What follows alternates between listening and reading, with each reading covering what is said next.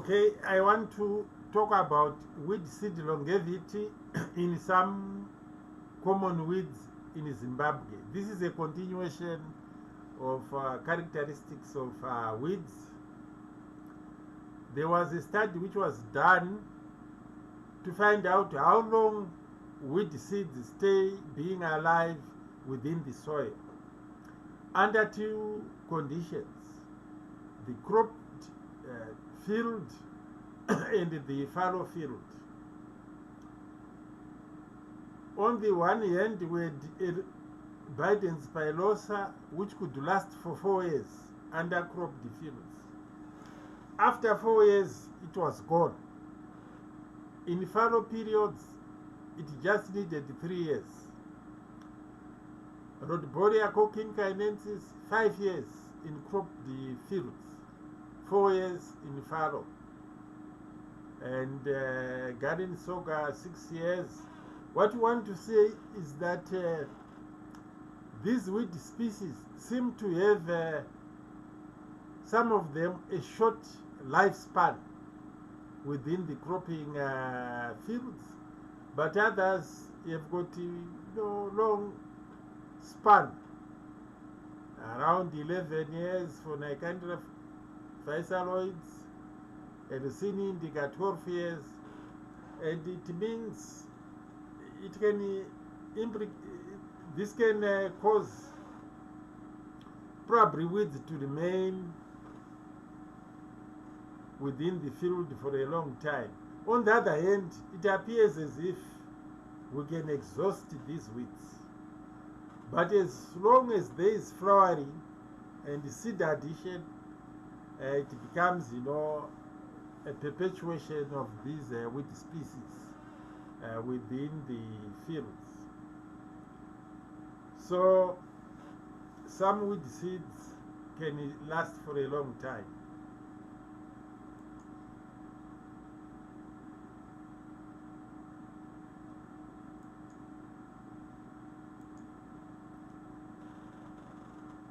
Same information.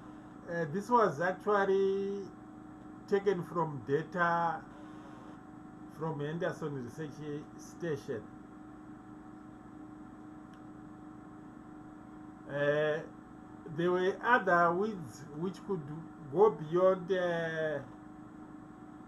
12 years.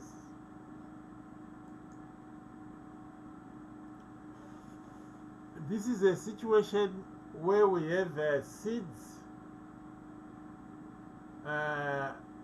being in environments where there's no disturbance, like CA, then varied disturbance shown by CT, done at various, disturbance being done at various levels. Probably you can see that if we look for Rhodbolia cochinkinensis, the study began in 1966 up to 1970. And if you go into conservation agriculture, you find that there are high numbers. Under zero cultivation, but there are also high numbers under monthly cultivation, which were emerging, number of seeds which were emerging. But we can say that during this period, just to confirm how long these weeds last within the soil: Rhodbolia 4 years, Acanthospermum 8 years, Elusini indica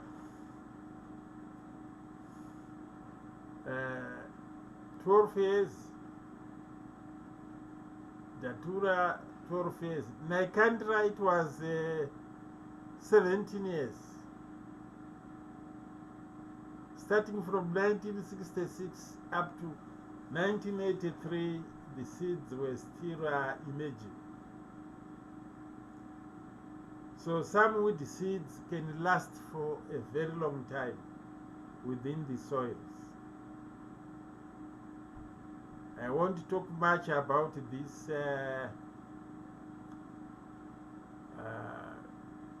CA and the CT, except that under some weeds under CA, there are very few, but under CA, under disturbance, you get a lot of weed seeds, weed seedling emergence.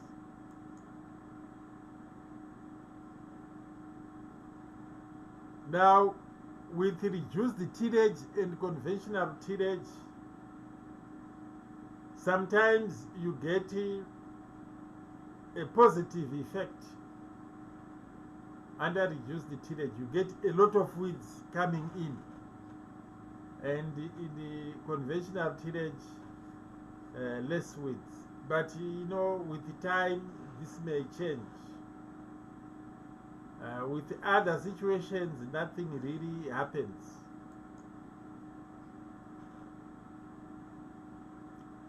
We want to talk about weed seedling emergence and establishment. That when dormance ends, the germination process can start. You have growth of root and shoot. Then you can have photosynthesis and independent growth. That's what happens with weeds. What we call epigermination is common. This is the protrusion of cotyledons above the soil surface. Then upon emergence, cotyledons become photosynthetic. This is what we see when the weed seedling is emerged from the soil after breaking seed dormants. So this is what you see soon, probably after the rains. You see the cotyledons. So these are the cotyledons of Biden's pilosa. These elongated cotyledons. Hypomia plebea with V-shaped cotyledons, which will photosynthesize after emergence. Epigermination, we see the cotyledons above the soil surface. Again, hibiscus musae, circle-shaped cotyledons.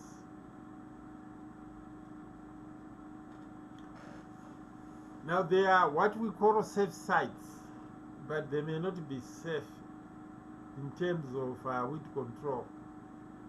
Conditions for germination and survival are found on safe sites for the weeds. Safe sites provide the stimuli to break dormancy and initiate germination. If you look at a field, you may find that weeds are emerging in certain spots, but other areas you don't see weeds.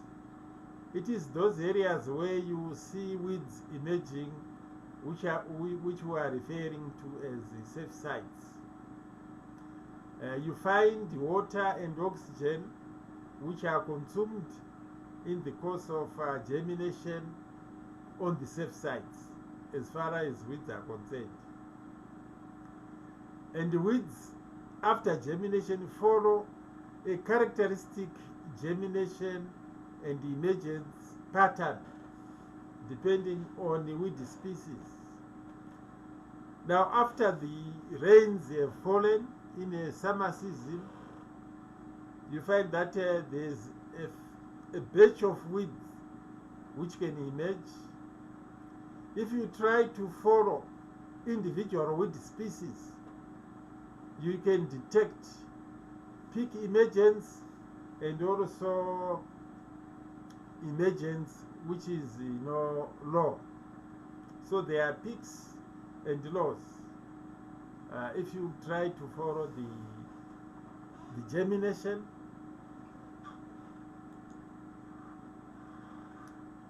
we tried to follow the germination of several weeds in this country, where with a colleague, Ramba Kudzibwa. So there's what we call the periodicity of weed seedling emergence and the effects of weeding frequency in maize and sorghum. This is we're studying this in two crops. What we found was that probably we just use one graph so that we don't load you with too much unnecessary information. At the beginning of the season, you have a lot of weeds emerging. As the season progresses, even if it is under wet conditions, the germination pattern tends to decrease. So if you want to control your weeds, if you can come in here, it means during the rest of the season there are less problems. So if we know the characteristics of the emergence pattern of these weeds, we can do weed control measures at appropriate times. So these are the patterns. So with some weeds, suddenly during the period you get this peak. So if we can understand how these weeds emerge, we can know how to control them. We call this the periodicity of weed seedling emergence, which is a characteristic of weed dormancy. This is another pattern where at the start there's a lot of germination, but as you progress, the germination is lessened. Again, you may have other germination pattern which for the first 8 weeks or 6 weeks could be very high.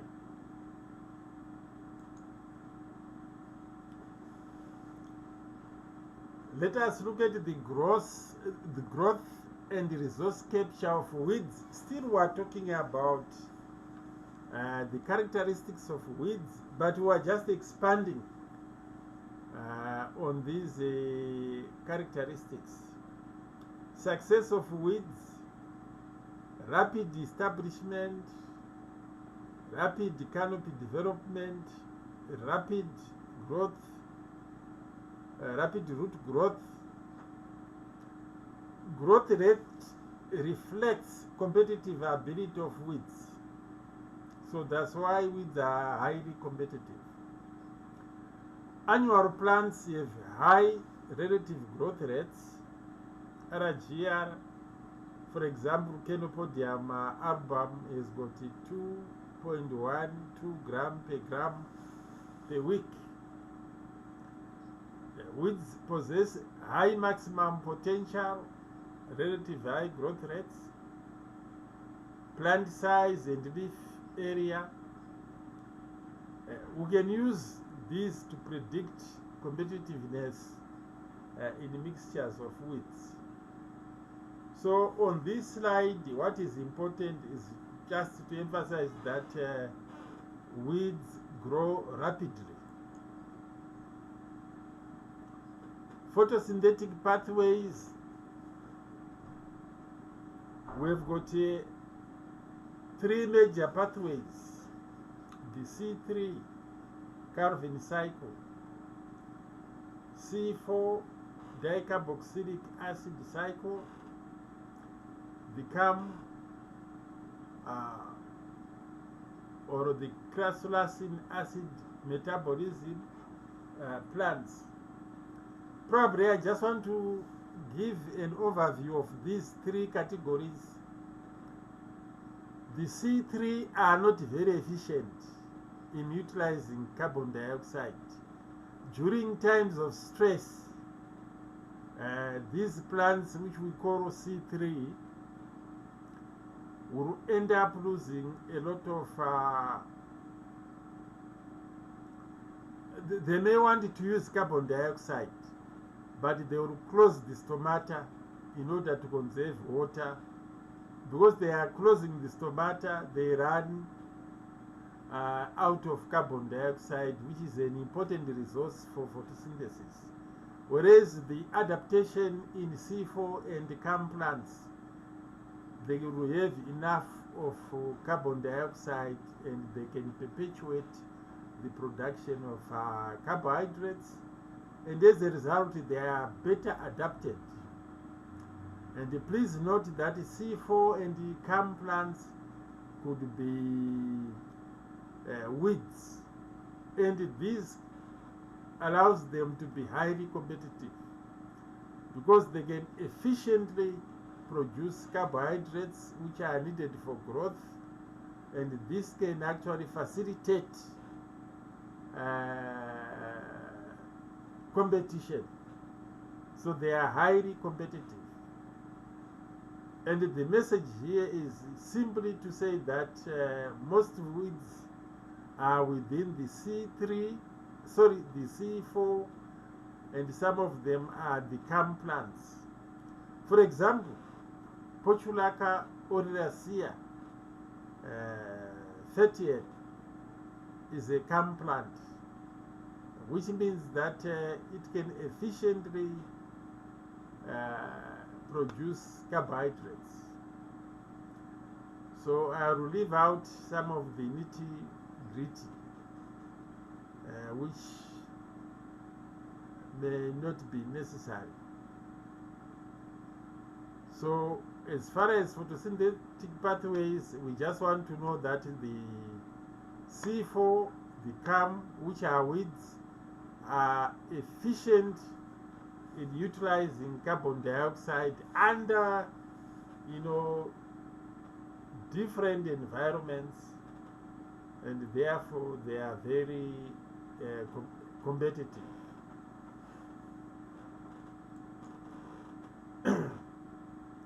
Again, here we've got many highly competitive weeds, which are C4 plants: Amaranthus retroflexus C4, Chenopodium arubum, which is the C3.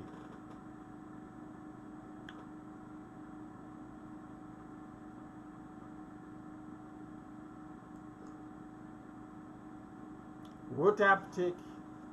Many weeds have rapid root elongation and extensive root system.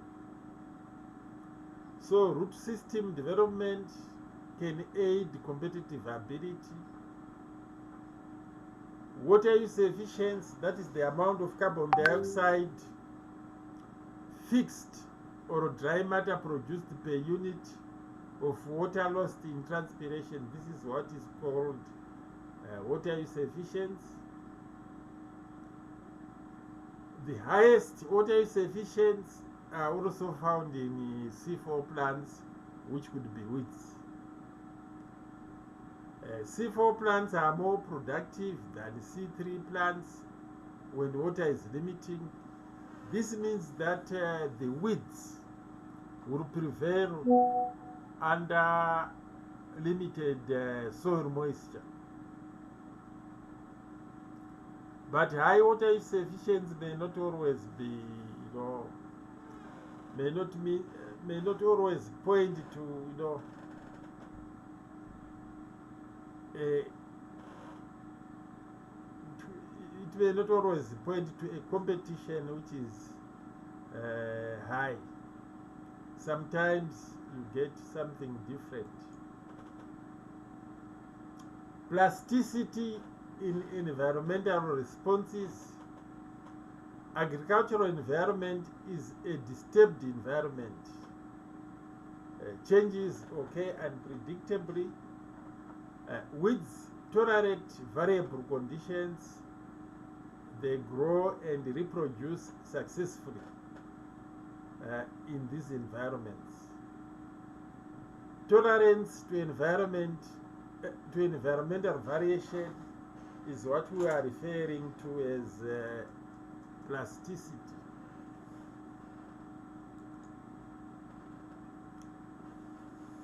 The other trait is mimicry. You know, there are some organisms which are similar to the other. The similarity is what we call mimicry. Resemblance of two or more organisms, like in crops. We do have weeds which look like crops. Examples are chamfer grass, Rhodbolia cochinkinensis, which looks like maize. Wild oat, Avena fatua, which looks like wheat. Rapoco grass, Elucine indica, which looks like finger millet. Stock rose, Hibiscus musei, which looks like cotton. Barnyard grass, Echinochlora crasgalis, which looks like rice. So if you are doing mechanical weeding, you may end up actually removing your crop or leaving the weeds. So this is an adaptation to mechanical weed control. Chamfer grass, at emergence it looks like maize. Actually, this looks like one of the hybrids which is currently on sale. When it emerges, it just looks like this wheat. After a while, you realize you have got maize.